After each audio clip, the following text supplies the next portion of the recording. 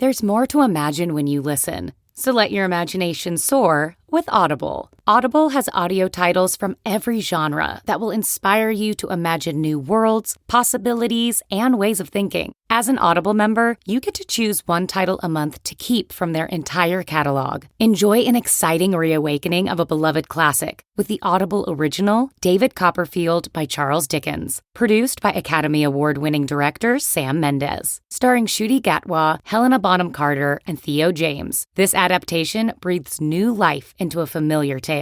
New members can try Audible free for 30 days. Visit audible.com/imagine or text IMAGINE to 500-500. That's audible.com/imagine or text IMAGINE to 500-500. Welcome to Money for the Rest of Us, a personal finance show on money, how it works, how to invest it, and how to live without worrying about it. I'm your host, David Stein, and today is episode 105. It's titled, How Corporate Profits Drive Stock Returns. In 2010, my oldest son and I took our first trip to Japan. Neither of us spoke a lick of Japanese. We could say yes and no. That was it. And it was a fascinating experience because this was our first exposure to the culture. But one of the challenges was finding places to eat because most Japanese don't speak English, and many of the restaurants there's not English on the menus. And so we tended to gravitate, at least in the early days, to restaurants that had the model of plastic food. In other words, you could see the dishes out on the display in front of the restaurant. It was plastic, but it was an amazing replica of what was available. We'd go in, and some of them would have those same pictures on the actual menu. And so we ate at this one restaurant. Things were going well until it got time to end the meal and ask for our check. And we could see the servers on the other side of the restaurant. They were just kind of looking at us, and we were looking at them, and we wanted to leave. We wanted to pay.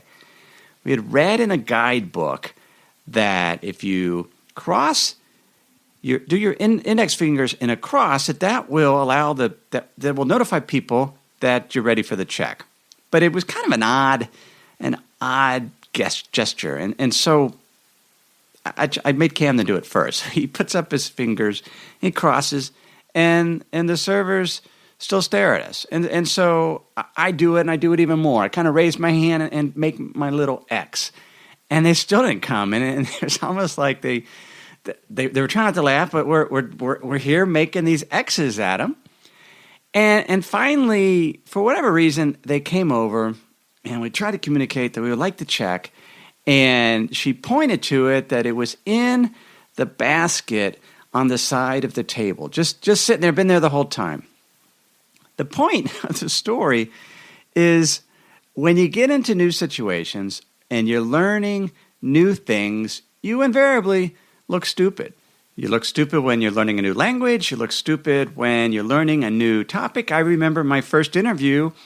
I studied investing as an undergraduate, and I went to an investment firm to have an interview, and they asked me, what does contrarian mean in the term for investing? And I had no idea. I had not heard of being contrarian, and I flubbed the answer, and I didn't get the job. I looked stupid.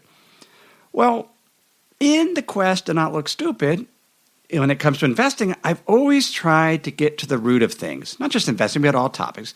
Try to find the shortcuts, the hacks, to better understand how things work. And that's what we try to do on Money for the Rest of Us. And so we're going to do that when we talk about stock returns and what drives stock returns, particularly the influence of corporate profits and what drives corporate profits over time. Over the past 30 years, from 1985 through 2015, the U.S. stock market, as measured by the S&P 500 index, returned 10.4% annualized on a nominal basis and 7.8% after adjusting for inflation. Those are remarkably good returns, and if they were repeated over the next 30 years, then none of us would have to worry about saving for retirement because we would have the tailwinds of very strong stock returns against our backs, just helping our portfolios move along. Now, let's see if those returns are repeatable. In order to see that, we can decompose them into the three building blocks that drive stock performance. And I've alluded to these building blocks in the past, but we're going to drill a little deeper in today's episode. The three building blocks are dividends, corporate earnings growth, and changes in valuations. Dividends represent corporate earnings that companies pay out to shareholders. And over the past 30 years, dividends represented 3 percentage points of the S&P 500's annualized total return. This is according to data by Research Affiliates, which is an investment management and research firm. The S&P 500 index, which is what we're going to focus on, we're focusing on U.S. stocks, U.S. large company stocks. So that 10.4% return, 3 percentage points was due to the dividend. Nominal corporate earnings growth, so earnings before inflation or leaving the impact of inflation in, that represented 4.6 percentage points of the returns of the S&P 500 over the past 30 years. And so if investors had been willing to pay the same in 2015 for those earnings as they did in 1985, in other words, valuations hadn't changed at all, then the annualized return of U.S. large company stocks would have been that 3% dividend portion and the 4% earnings growth, and you would have had a 7.6% return. But the returns were 10.4%. And the reason why is investors were willing to pay more for those earnings in 2015 than they were in 1985. In 1985, the price to earnings ratios for stocks, the S&P 500, was about 11. And in 2015, it was close to 20. And so investors were willing to pay $20 for each dollar worth of earnings in 2015 as opposed to only paying 11. So that essentially almost doubling of valuations contributed 2.8 percentage points to the S&P 500 return. Stocks became more expensive. So that's sort of decomposing the historical returns into the three building blocks. We care about what investing will or what investment returns will be going forward. Let's look at those three building blocks. Now, first off, the biggest wild card is, will investors be willing to pay more for earnings 10 years from now than they do today? Well, we're at a PE of 20. We're above historical averages, so probably not willing to pay more.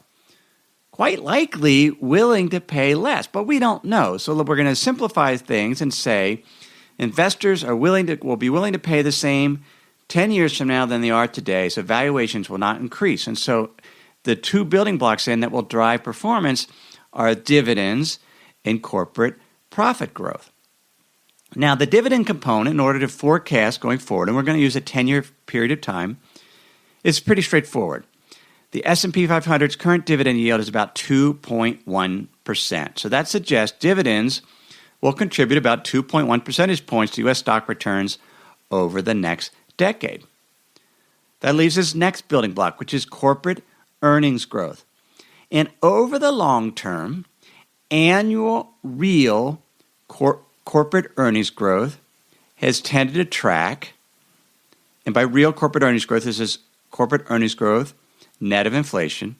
Those corporate profits, the growth of those over time, have tended to track the per capita, so per person, gross domestic product growth, measure of the economic output. Not total economic output growth, but economic output per person. So from 1986 to 2015, real per capita GDP growth was 2% annualized. And that happens to be the same as the 2% annual real corporate earnings growth. And so there's a pretty tight relationship, not just going back to 1985, but long-term historical data. And this was something that Rob Arnott, who founded Research Affiliates, developed and pointed out. And it was a very keen insight, because then we can look long-term and say, we know what dividend yields are.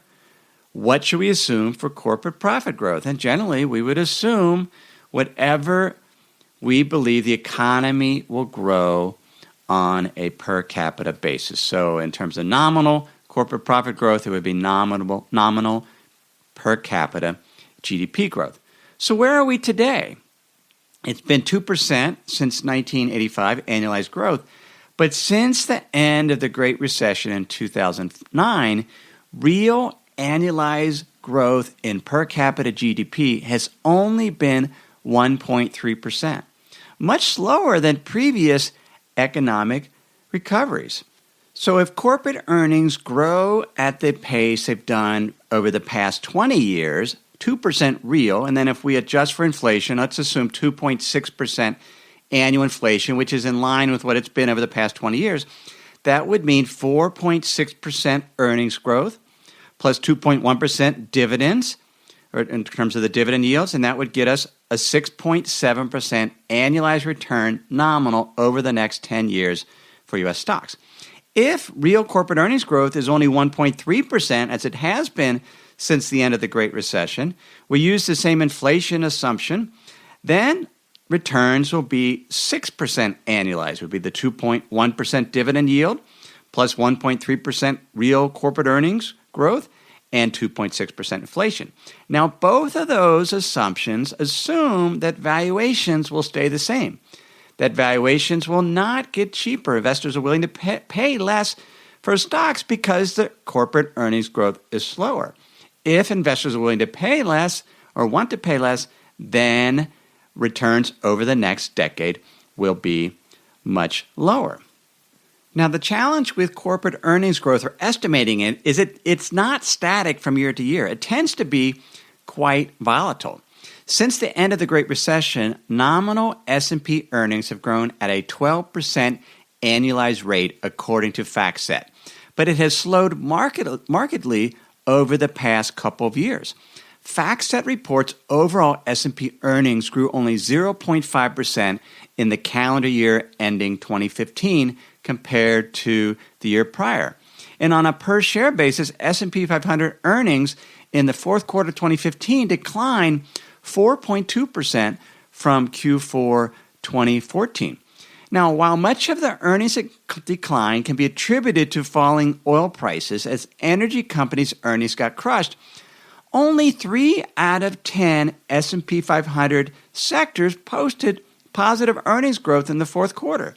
That was telecom, healthcare, and consumer discretionary. Most of the sectors showed earnings decline. So, with U.S. corporate earnings growth recently stagnating after posting double-digit annualized gains coming out of the recession, and with overall economic growth as measured by per capita GDP at a subpar level, what is a reasonable estimate for U.S. corporate earnings growth over the next decade? Will it be closer to the 1.3% real or the 2% real? For that, we have to break down corporate profits in even more detail. What is it that actually drives corporate profits on a macro type basis? After the Great Recession, when I was a professional money manager and I was looking for other experts just to help me better understand what had happened and help me prepare better in the future. And one of the firms I came across was called the Jerome Levy Forecasting Center. And this was a firm that had been around, I believe, since the late 20s or early 1930s. And they focused on what was called the profit perspective. They looked at big macroeconomic elements in the economy, corporate investment, consumer spending, and they pulled them all together and were able to come up with a profit formula that says, here are the macro drivers of corporate profitability. They have a fascinating paper that they wrote. It's written by David Levy, Martin Farnham, and Samira Rajan. It's called Where Profits Come From, and they liken it to a factory, and they show the different inputs and how it's all related. If you're a member of my Insider's Guide, you will have gotten a link to that paper. If you're not a member of that Insider's Guide, you can sign up at moneyfortherestofus.net. And if you're a U.S.-based listener, you can get the paper right now by just texting the word earnings, EARNINGS, to the number 44222. You send your text, reply with an email. I'll send that paper to you immediately. But it's a fascinating piece, written as simply as possible, given the complicated topic. But what we find is that profits over time are a function of changes. The change in profits is a change to these broad macro variables.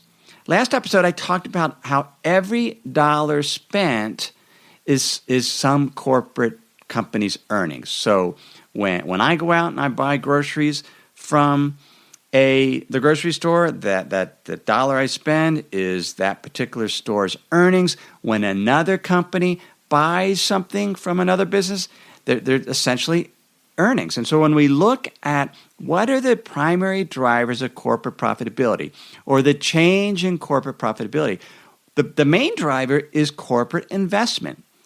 Investment in equipment, software, structures, and inventory. And so when businesses are going out and they're investing in these type of things, they're making capital expenditures that actually contributes to overall aggregate profits. The other thing is, what are consumers doing? What are consumers spending? And so how is their spending changing? So we're talking about growth in corporate profits. So not the absolute level, but the change in corporate profits from one period to the next. That change is driven by the change in corporate investment in equipment and structures and inventory, and it's driven by the change in household savings.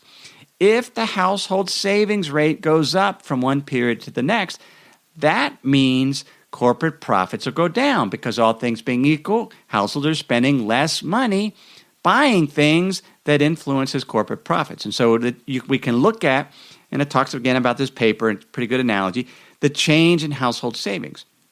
The third thing is the change in government savings. To what extent is the budget deficit increasing or shrinking? If the budget deficit is shrinking, so the government is raising more tax revenue and the amount that it's spending, maybe it's going up, but the deficit itself, the amount of additional spending going out into the economy, if that deficit is shrinking, that also influences corporate profits.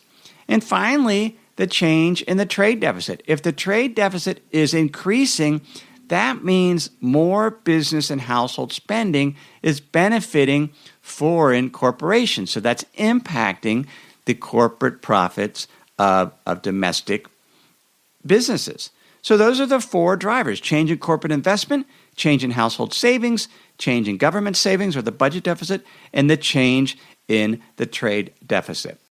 Let me pause here to share some words from this week's sponsors. What does the future hold for business? Ask 9 experts and you'll get 10 answers. Bull market, bear market, rates will rise or fall? No one has a crystal ball, but over 38,000 businesses have future-proofed their business with NetSuite by Oracle, the #1 cloud ERP, bringing accounting, financial management, inventory, HR into one fluid platform. With one unified business management suite, there's one source of truth, giving you the visibility and control you need to make quick decisions. With real-time insights and forecasting, you're peering into the future with actionable data. When you're closing the books in days, not weeks, you're spending less time looking backwards and more time on what's next. As our business expands, we'll certainly consider using NetSuite. Speaking of opportunity, you can download the CFO's Guide to AI and Machine Learning at netsuite.com/David. This guide is free to you at netsuite.com/David, netsuite.com/David. Ever wonder how much of your personal data is out there on the internet for anyone to see? More than you think. Your name, contact info, social security number, and home address, even information about your family members. That's why I personally recommend and use Delete Me. Delete Me finds and removes any personal information you don't want online and makes sure it stays off. I've been using Delete Me for 9 months now, and they've removed a ton of my personal data from the internet and sent me regular personalized privacy reports showing info they found, where they found it, and what they removed. I just got my latest quarterly report from them. Delete Me does all the hard work of removing yours and your family's personal info off the web. Take control of your data and keep your private life private by signing up for Delete Me now at a special discount for our listeners today. Get 20% off your Delete Me plan when you go to joindeleteme.com/David20 and use promo code David20 at checkout.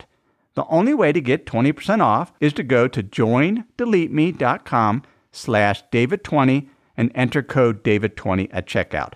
That's joindeleteme.com/David20, code David20. So back after the 28 and kind of the 2010 period, I had essentially hired the Levy Forecasting Center, and I studied their reports. And what I was trying to do was how can I calculate these numbers myself?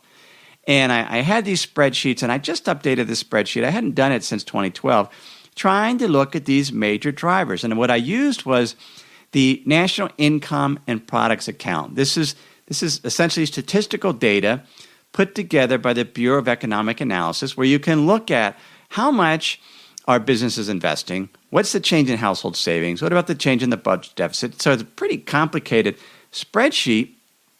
And what it shows is the NIPA, or the Bureau of Economic Analysis, they produce a number where they show corporate profits, both public and private. They combine together. And the conclusion is profits peaked in the fourth quarter of 2014, which is exactly what you're showing in the public equity market, the U.S. stock market, as I talked about with FactSets. Since the fourth quarter of 2015, profits, as reported by the Bureau of Economic Analysis, have fallen 9%. And the specific profits would be the profits after tax with an inventory valuation adjustment and a capital consumption adjustment, so the little adjustments that you make, as well as taking into account dividends, they have fallen 9%. What are the drivers of that? Well, corporate investment has slowed to stagnated. Businesses are investing less. Much of that has to do with energy companies pulling back investment as oil prices have fallen, but it has stagnated. And households are saving more and spending less than they were several years ago. That has an influence on corporate profits. The government deficit is falling, so the budget deficit shrinks. That's less money from governments going out into the economy, or net flows from the government into the economy. That impacts corporate profits, and the trade deficit is growing. So those things all come together and are driving corporate profits. Now, it would be great if, and what I thought, I could do this analysis quarterly. I'd be able to factor these things and be able to forecast the stock market and everything. That'd be great. Well, it turns out that the government's always kind of redoing the data, and there's a delay. There's a quarterly delay. You don't get the data as quickly as you can. And that's why it's interesting that the Jerome Levy Forecasting Center, they call it the profits perspective, because that's what it is. It's a perspective. It's understanding these big picture drivers, but they're not great for short-term forecasting. But it's helpful to know what is it that's driving the drop in corporate profitability. And my takeaway is, unless businesses really start to increase their investing in capital expenditures, and we'll see, we're going to break it down even more granular, that they're not. But that's what needs to happen for corporate profitability to continue to expand, because essentially corporate profits are shrinking. And that will influence, as we've seen, that's one of the key building blocks of the stock market. We have the dividends, but if corporate profits stop growing because companies aren't investing, because households are saving more, because the trade deficit is widening, and the government deficit is shrinking, that does not bode well for the U.S. stock market. I recently listened to a webinar by one of the research services I pay for, called Ned Davis Research, and it was on what companies do with cash. One thing companies can do, and here we're talking about publicly traded companies, is they can invest, like we've talked about. They can buy property, plant, and equipment, and that drives corporate profitability. But that's only one thing they can do. Those things are called capital expenditures. They can return capital to shareholders through dividends. They can increase dividends, or they can buy back shares. Those are some things they can do. They can retire debt so they can pay down debt. They can use their cash to purchase another company, mergers and acquisitions. They can hire workers or increase worker compensation, or they can keep it. And when we look at what corporations have been doing the last several years, they've not been doing capital expenditures. Capital expenditures fell 8% year over year. And energy capital expenditures within the energy sector fell 31%. Now, this is public data. This is the stock market data, the companies within the S&P 500. But it corroborates with what we're seeing in the National Income and Products Account data, that investment by companies is stagnating. Now, the reason why corporate profitability hasn't plummeted in the U.S. stock market, is because we have close to record stock buybacks. $450 billion in stock buybacks in the fourth quarter of 2015. And what that does is it boosts earnings per share. And there's a tight correlation between stock buybacks and appreciation for stocks. Ned Davis did an analysis, and they looked at non-financial corporate net share repurchases, because some companies are issuing stocks, some companies are not. But when we look at non-financial companies, so non-banks, what's their net share repurchases as a percent of gross domestic product? Right now, that's about 3%. And so buybacks are very, very high, close to a record buybacks. And when the buybacks are above 2.5%, the economy 5 years later the stock market, the S&P 500, has increased 10% when it's at this higher level. Now, when it's below 0.5%, so net share repurchases are below 0.5% of gross domestic product, which means share repurchases are low, 5 years later, the stock market, the S&P 500, has appreciated 82%. So what that shows, when share repurchases are low as a percent of the economy, but then they start to accelerate, that can drive positive stock returns or above average return. When they've peaked or they're high at a higher level as they are now, then the stock market tends to slow. And so that's a key component.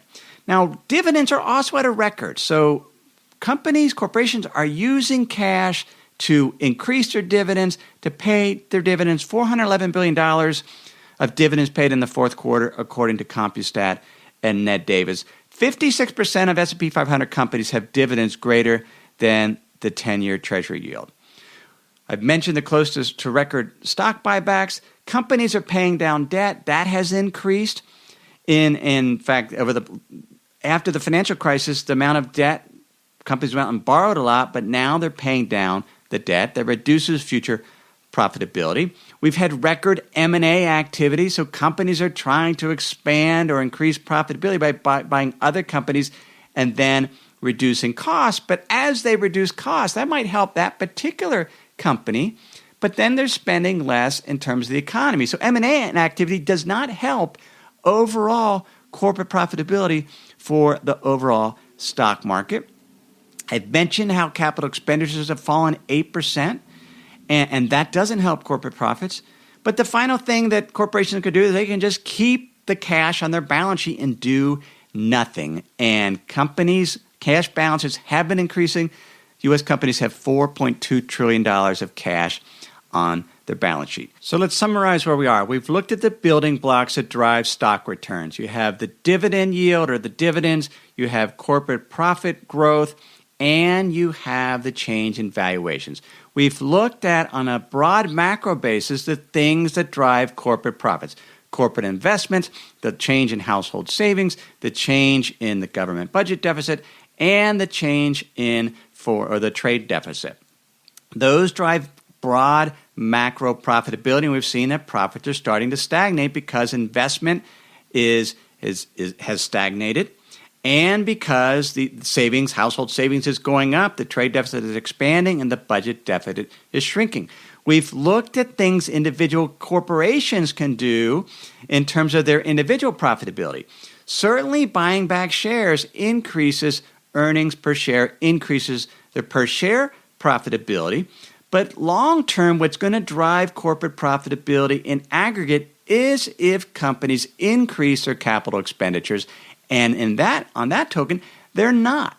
And so if they're not investing in the future, and if they're just doing M&A activity and trying to cut costs and just buying back stock or just holding the cash, future profitability will not get to that 2% real growth rate that we had over the past 20 years. It'll stay lower.